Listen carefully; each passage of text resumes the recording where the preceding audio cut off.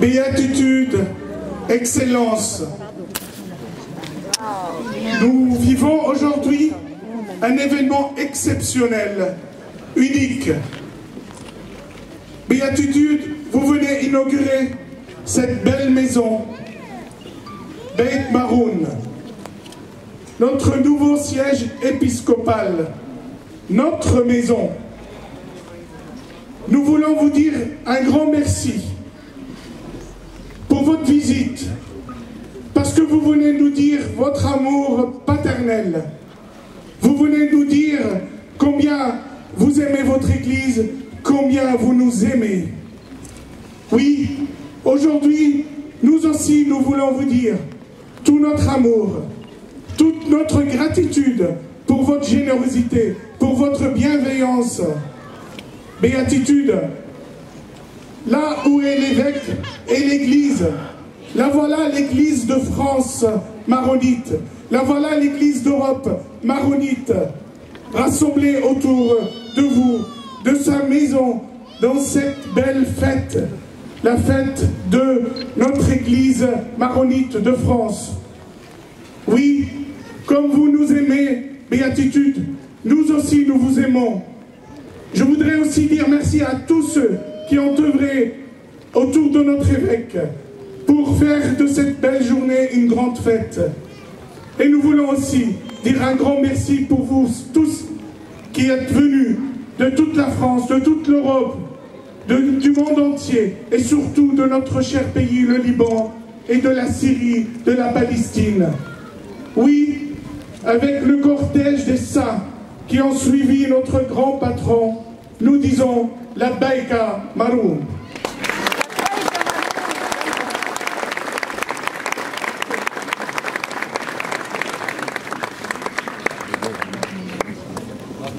Béatitude, Excellence, Messieurs les élus et les corps constitués, Révérend Père, chers diocésains et diocésaines bien-aimés, permettez-moi d'exprimer toute ma joie de vous accueillir ici à Beit Maroun, à la Villa des Cèdres, à Meudon, autour de notre patriarche Mar Bchara Boutros cardinal Raad.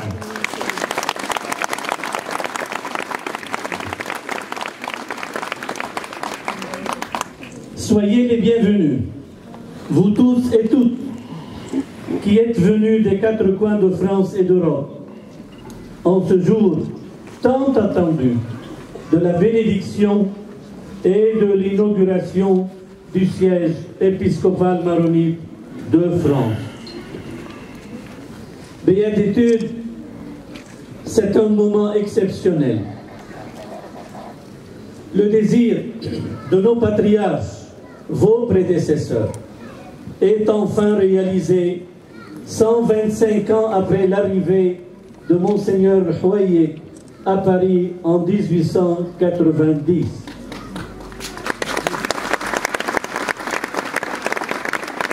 Un siècle plus tard, grâce à vous, Béatitude, vous venez couronner leur souhait d'avoir une structure éparchiale convenable, digne d'eux.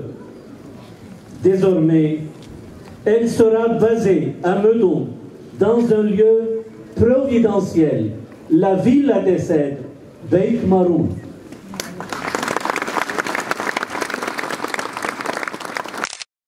Dont vous pouvez, comme vous pouvez le constater, aura à abriter, certes, tous les services de la chancellerie diocésaine.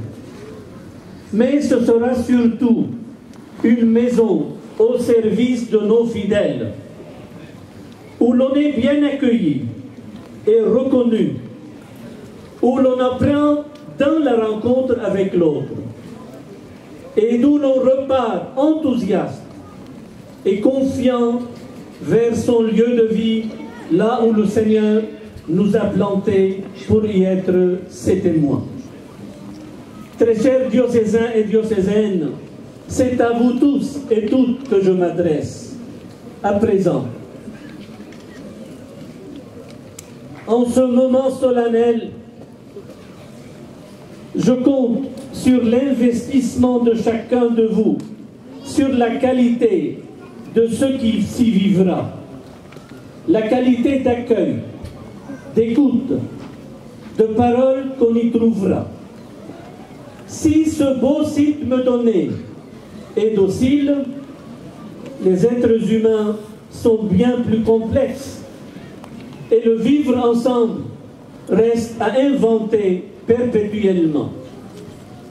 Je ne ménagerai ni peine ni effort pour voir un jour ce siège devenir un haut lieu de foi et de culture, chargé d'un patrimoine aussi riche que précieux et un lieu de rassemblement harmonieux, fraternel, convivial et ecclésial.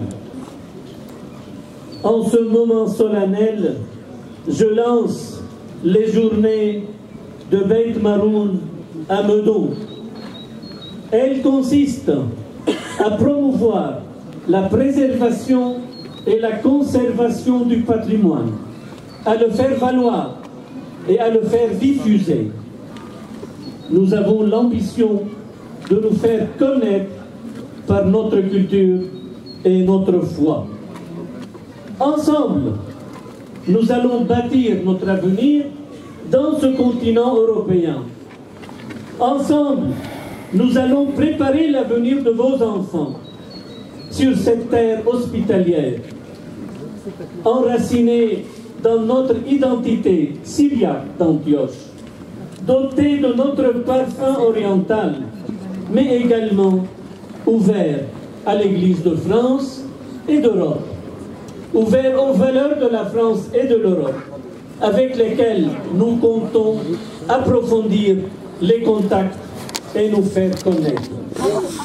Enfin, comme il est d'usage, au nom de tous ceux et celles ici présents, je voudrais vous remercier, Béatitude, ainsi que mes frères les évêques qui ont pris la peine de venir partager notre joie. Je tiens également à remercier très vivement, bien qu'il ne soit pas là encore, M. Hervé Marseille, sénateur maire de Meudon, pour sa bienveillance envers notre éparchie, pour ses conseils et son soutien amical, ainsi que toute son équipe et tous les Meudonnais qu'il représente dignement. Nous recommandons à la bonté divine, béatitude et éminence, accordez-nous la bénédiction apostolique. La parole est à vous.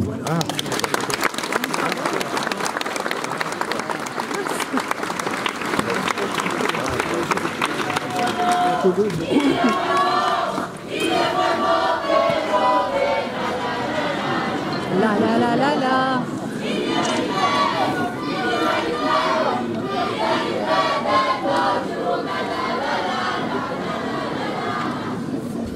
إذا رحتوا شي مرة على كاستل غندولفو محل مصيف البابا شباكه مثل هيدا تمام.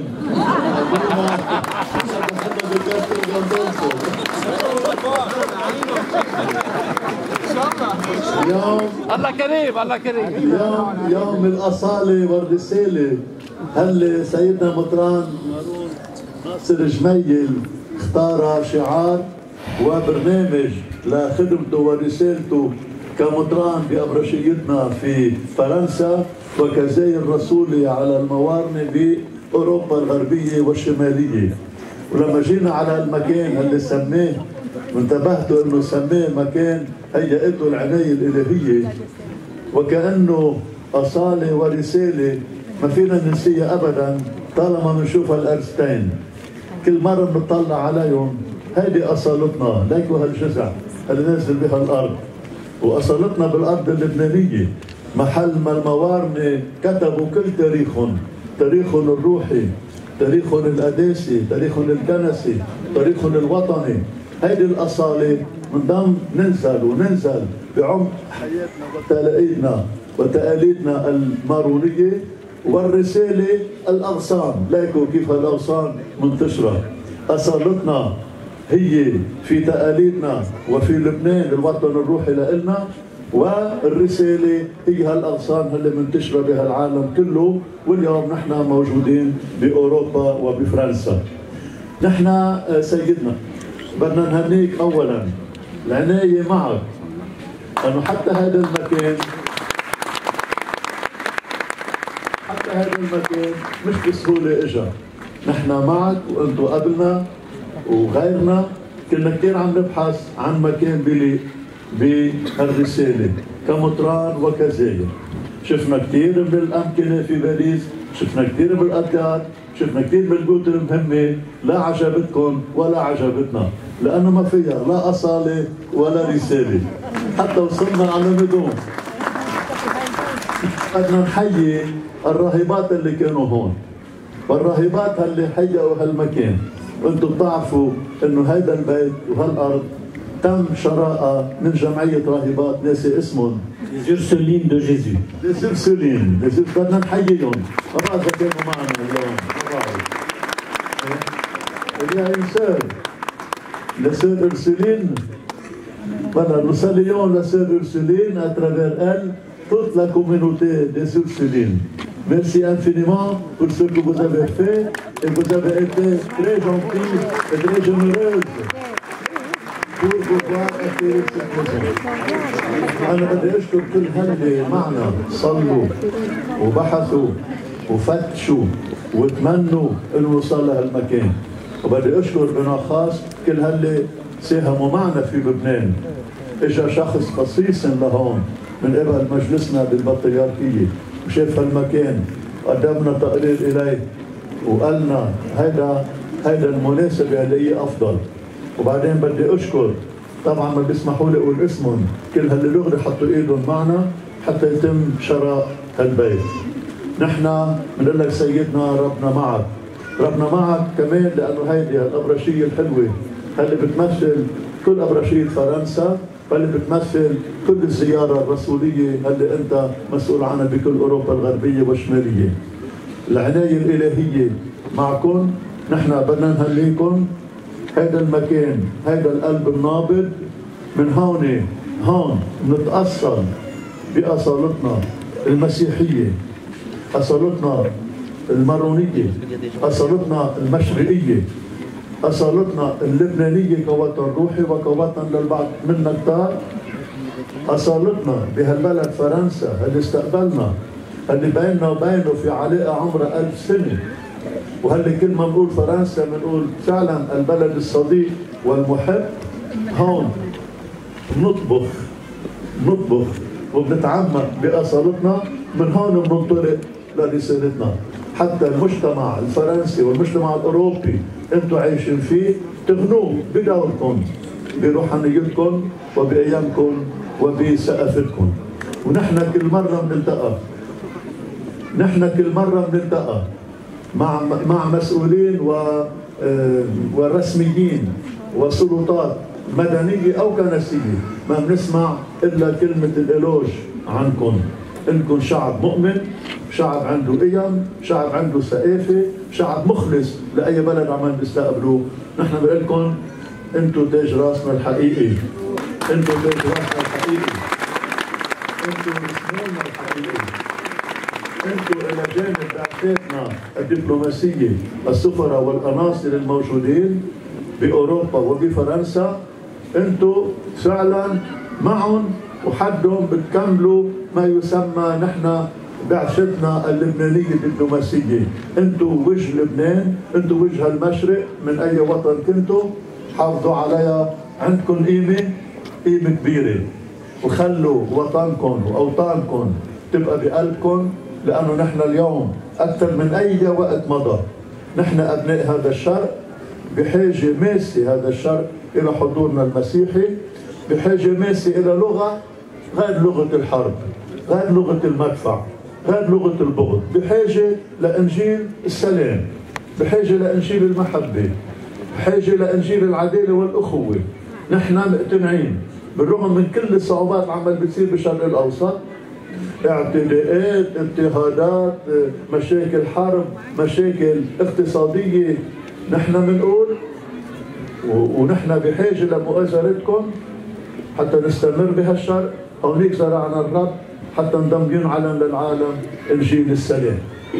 رح اعطي الكلام لسيدنا حتى هو هلا يترحب برئيس المجلس البلدي دومير. يمكن رئيس مجلس انتم هون. انا كمان بدوري بدي اقول شكرا للسلطات المدنيه هون بهالبلد بهالمدينه وبباريس والسلطات الكنسيه، وشكرا كثير كبير لكاردينال باريس اللي كانوا لفتره قبل وجود الابرشيه كانوا هن المسؤولين عن رعايه نفوس ابنائنا. شكرا لهم لكل السنوات اللي تعاقبوا فيها. شكرا كمان لكل الزوار الرسوليين اللي تعاقبوا، ومعنا من بيناتهم المطران سمير مظلوم اللي بتعرفوه وابى انه يكون معنا بالاحتفال. وبدنا نذكر بالخير كمان اللي سبقوا اللي بقدر يكون معنا المطران جوزيف خوري، وصولا الى سيدنا مارون ناصر جميل. مبروك سيدنا.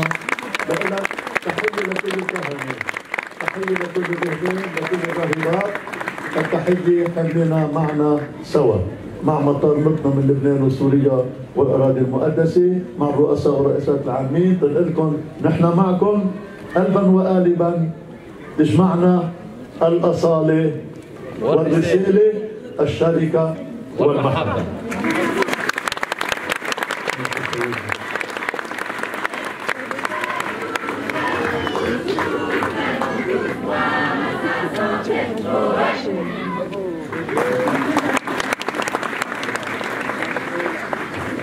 Alors, voilà, je voudrais quand même remercier très vivement Monsieur Hervé Marseille, sénateur maire de Meudon. Monsieur Marseille, merci d'être venu et merci de votre bienveillance envers notre éparchie, pour vos conseils et votre amical soutien, ainsi que toute votre équipe de travail. Et à travers vous, je remercie également les Meudonnais que vous représentez dignement.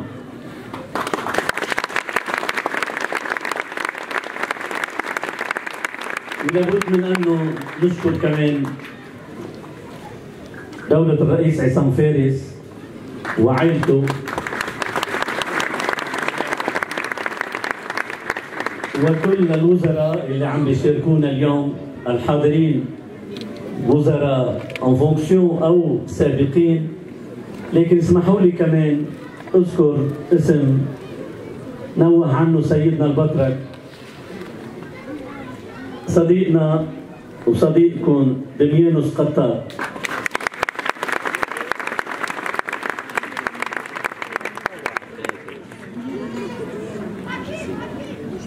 أول شيء لأنه يده الطولة كانت مهمة حتى نقدر نكون محل ما نحن موجودين اليوم. الله يباركه ويبارك عائلته. وبنشكر كمان وزير خارجيتنا يلي من وقت ما استلم عم بدور بكل الأرض ويحركها ويسهل الشغلة اللبنانية. لازم يطلع على الجماهير. جبران معي وزير التربية استاذ الياس ابو سعد. هذا جبران يا عمي، جبران يا عمي، جبران